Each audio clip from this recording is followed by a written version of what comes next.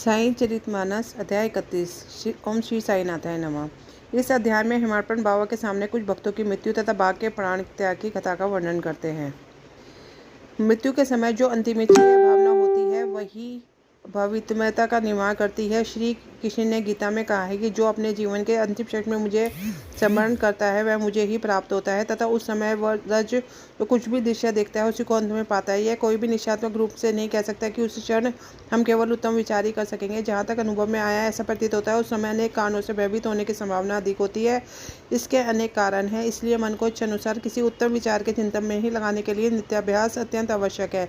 इस कारण सभी संतों ने हरिचरण, हरिस्मरण और जप को ही श्रेष्ठ बताया है ताकि मृत्यु के समय हम किसी घरेलू उलझन में न पड़ जाए। अतः ऐसे अवसर पर भक्तगण तुरंत संतों के शरणागत हो जाते हैं ताकि संत जो कि सर्वज्ञ हैं उचित पथ प्रदर्शन कर हमारी यथेष्ट सहायता करते हैं। इसी प्रकार के कुछ उदाहरण नीचे दिए जाते हैं। विजयानंद।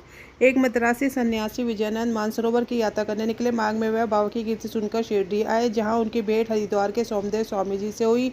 इनसे उन्होंने मानसरोवर की यात्रा के संबंध में पूछताछ की। स्वामी जी ने बताया कि गंगोत्री में मानसरोवर 500 मील उत्तर की ओर है तथा मार्ग में जो कष्ट होते हैं उसका उल्लेख भी किया गया, जैसे कि बर्फ की अधिकता, 50 कोस तक भाषा में भिन्नता, भूटान निवासियों के संशयी स्वभाव जो यात्रियों को अधिक कष्ट पहुंचाया करते हैं। यह सब सुनकर सन्यासी का चित्त उदास हो गया। उसने यात्रा करने का विचार त्याग कर मस्जिद में जाकर बाबा के श्री चरणों को स्पर्श किया। बाबा क्रोधित होकर कहने लगे, इस निकम्मे सन्यासी को यहाँ से निकालो, इसका संग करना व्यर्थ है। सन्यासी बाबा के स्वभाव से पूर्ण अपरिचित था। उसे बड़ी निराशा हुई, परंतु वहाँ जो कुछ गतिविधियाँ चल रही थी उन्हें वह बैठे बैठे ही देखता रहा। प्रातःकाल का दरबार लोगों से ठसाठस भरा हुआ था और बाबा को यथाविधि अभिषेक कराया जा रहा था। कोई पाद प्रक्षालन कर रहा था तो कोई चरणों को छूकर तथा कोई तीर्थ स्पर्श से अपने नेत्र सफल कर रहा था। कुछ लोग उन्हें चंदन का लेप लगा रहे थे तो कोई उनके शरीर में इत्र ही मल रहा था। जाति पाति का भेदभाव भुलाकर सब भक्त यह कर रहे थे। यद्यपि बाबा उस पर क्रोधित हो गए थे तो भी सन्यासी के हृदय में उनके प्रति बड़ा प्रेम उत्पन्न हो गया था।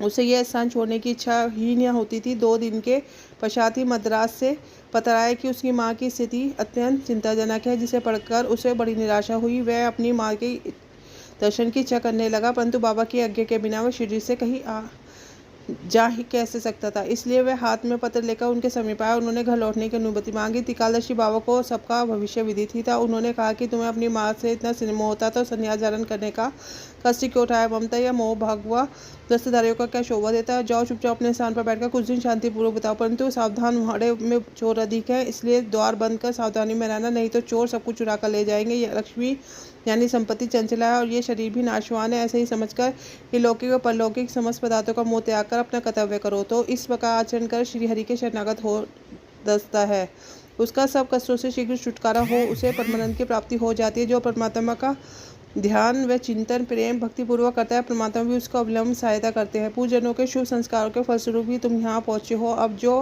कुछ मैं कहता हूँ उसे ध्यानपूर्वक सुनो और अपने जीवन के अंतिम ध्येय पर विचार करो। इच्छा रहित होकर कल से भागवत का 3 सप्ताह तक पठन करो, तब भगवान पसंद होंगे, तुम्हारे सब कष्ट दूर होंगे, माया का आवरण दूर होकर तुम्हें शांति प्राप्ति होगी। बाबा ने उसका तत्काल समीप देकर उसे यह उपचार बता दिया और साथ ही राम विजय पढ़ने की भी आज्ञा दी, जिसमें यमराज अधिक प्रसन्न होते हैं।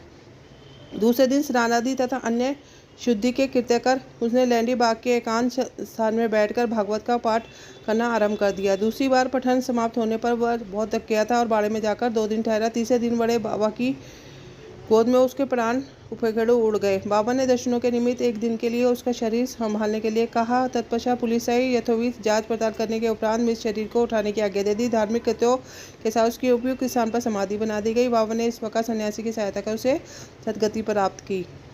बालाराम मानकर नामक एक गृहस्थ बाबा के परम भक्त थे। जब उनकी पत्नी का देहांत हो गया तो बड़े निराश हो गए। सब घरबार अपने लड़के को 100वें शिरडी की यात्रा को कर बाबा के पास रहने लगे। उनकी भक्ति देकर बाबा उनके जीवन की गति परिवर्तन कर देना चाहते थे, इसलिए उन्होंने उन्हें 12 रुपये देकर मच्छीगढ़ में जाने कर रहने को कहा। मानकर की इच्छा उनका सानिध्य छोड़कर अत्यंत कहीं जाने की नहीं थी, परंतु बाबा ने उन्हें समझाया कि तुम्हारे कल्याणार्थ ही मैं यह उत्तम उपाय तुम्हें बतला रहा हूँ, इसलिए वहाँ जाकर दिन में तुम 3 बार प्रभु का ध्यान करो। बाबा के शब्दों में विश्वास कर वह मच्छरगढ़ चला गया। वहाँ के मनोहर दृश्यों, शीतल जल तथा उत्तम पवन समीप दृश्यों को देखकर उसके चित्त को बड़ी प्रसन्नता हुई। बाबा द्वारा बतलाई विधि से उसने प्रभु का ध्यान करना प्रारंभ कर दिया। कुछ दिनों पश्चात उसे दर्शन प्राप्त हो गया। बहुत भक्तों की समाधियाँ तीर्थ विषय से ही दर्शन होते हैं, परंतु मानकर जब तुरीय अवस्था से प्राकृत अवस्था में आया, तभी उसे दर्शन हुए। दर्शन करने के पश्चात मानकर ने बाबा से अपने को वहाँ भेजने का कारण पूछा। बाबा ने कहा कि शिरडी में तुम्हारे मन में नाना प्रकार के संकल्प विकल्प उठने लगे थे, इसी कारण मैंने तुम्हें वहाँ भेजा। तुम्हारे चंचल मन को शांति प्राप्त हो। तुम्हारी धारणा थी कि मैं शिरडी में ही विद्यमान हूँ और 3.5 हाथ के इस पंचतत्व के पुतले के अतिरिक्त कुछ नहीं हूँ, परंतु अब तुम मुझे देखकर यह धारणा बना लो कि तुम्हारे सामने शिरडी में उपस्थित है और जिसके तुमने दर्शन किए वह दोनों अभिन्न है या नहीं। मानकर यह स्थान छोड़कर अपने निवास स्थान बांद्रा को रवाना हो गया। वह पूना से दादर रेल द्वारा जाना चाहता था, परंतु जब वह टिकट कर पहुंचा तो वहां अधिक भीड़ होने के कारण वह टिकट खरीद न सका। इतने में एक देहाती जिसे कंधे पर एक बड़ा कंबल था, तर शरीर पर केवल एक लंगोटी की अतिरिक्त कुछ था, वहाँ आया। मानकर से पूछने लगा कि आप यहाँ कैसे, कहाँ जा रहे हैं। मानकर ने उत्तर दिया, मैं दादा जा रहा हूँ। तब वह कहने लगे कि मेरा ये दादा का टिकट आप ले जाइए, क्योंकि मुझे वहाँ एक अनावश्यक कार्य आ जाने के कारण मेरा जाना आज ना हो सकेगा। मानकर को टिकट पाकर बड़ी पसंद था। अपनी जेब में से इतने पैसे निकाल लगे। इतने में ही टिकट देने वाला आदमी व्यक्ति भीड़ में कहीं दृश्य हो गया। मानकर ने भीड़ में पर्याप्त छानबीन की, परंतु सब व्यर्थ हुआ। जब तक गाड़ी नहीं छूटी मानकर उसके लौटने की ही प्रतीक्षा करता था, परंतु अब वह तक न लौटे। इस प्रकार मानकर को इस विचित्र रूप में द्वितीय बार दर्शन हुए। कुछ दिन अपने ठहर कर मानकर फिर शिरडी लौट आया और श्री चरणों में ही अपने दिन व्यतीत करने लगा। अब वह सदैव बाबा के वचनों और आज्ञा का पालन करने लगा। अत्यंत उस भाग्यशाली ने बाबा के समक्ष ही उनका आशीर्वाद प्राप्त कर प्राण त्यागे। तात्या साहब नूलकर। हेमाडपंत ने तात्या साहब नूलकर के संबंध में कोई विवरण नहीं लिखा है, केवल इतना ही लिखा है कि उनका देहांत शिरडी में हुआ था।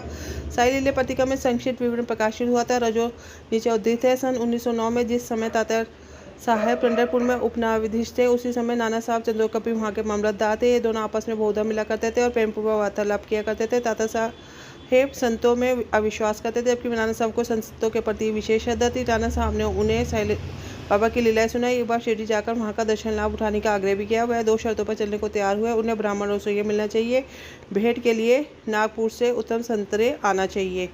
शीघ्र ही ये दोनों शर्तें पूरी हुई। नाना साहब के पास एक ब्राह्मण नौकरी के लिए आया, जिसे उन्होंने तात्या साहब के पास भिजवा दिया। एक संतरे का पार्सल भी आया, जिस पर भेजने वाले का कोई पता नहीं था। उनकी दोनों शर्तें पूरी हो गई, इसलिए अब उन्होंने शिरडी जाना ही पड़ा। पहले तो बाबा उन पर क्रोधित हुए, परंतु जब धीरे धीरे तात्या साहब को विश्वास हो गया कि वह सचमुच ही ईश्वरतार है, तो वह बाबा के समक्ष जाकर उनसे प्रभावित होने लगे और फिर जीवन पर्यंत वहीं रहे। तब उनका अंतकाल समीप आया। उन्होंने पवित्र धार्मिक पाठ सुनाया गया और अंतिम क्षण में उन्हें बाबा का पद तीर्थ भी दिया गया। उनकी मृत्यु का समाचार सुनकर बाबा बोले गए, अरे तात्या तो आगे चला गया, अब उसका पुनर्जन्म नहीं होगा। मेघा। 28वें अध्याय में मेघा का कथा का वर्णन किया जा चुका। जब मेघा का देहांत हुआ तब वह ग्रामवासी उठ के अर्थी के साथ चले और बाबा भी उनके साथ सम्मिलित हुए तथा उन्होंने मृत शरीर पर फूल बरसाए। दाह संस्कार होने के पश्चात बाबा की आंखों में आंसू गिरने लगे। एक साधारण मनुष्य के समान उनका भी हृदय दुख से वितीर्ण हो गया। उनके शरीर को फूलों से ढककर एक निकट संबंधी के सदस्य रोते पीटते मस्जिद को लौटे।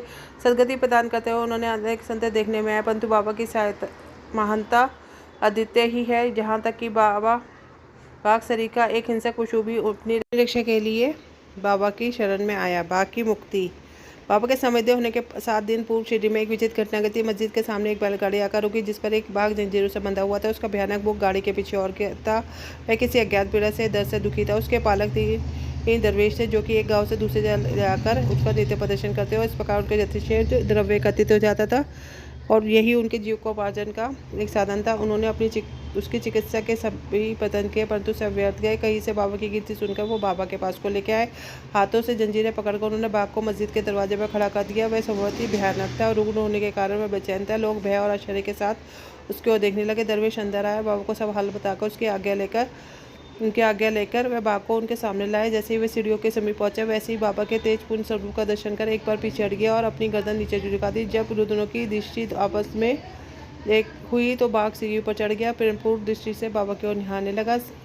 उसने अपनी पूंछ हिलाकर 3 बार जमीन पर पटकी और फिर तत्क्षण ही अपने प्राण त्याग दिए। उसे मृत देखकर दरवेशी बड़े निराश और दुखी हुए। तत्पश्चात जब उन्होंने पद हुआ तो उन्होंने सोचा कि प्राणी रोगग्रस्त तो था ही, उसकी मृत्यु भी संकट ही थी। चलो इसके लिए अच्छा ही हुआ, बाबा सरी के महान संत के चरणों में उसे सदगति प्राप्त हो गई।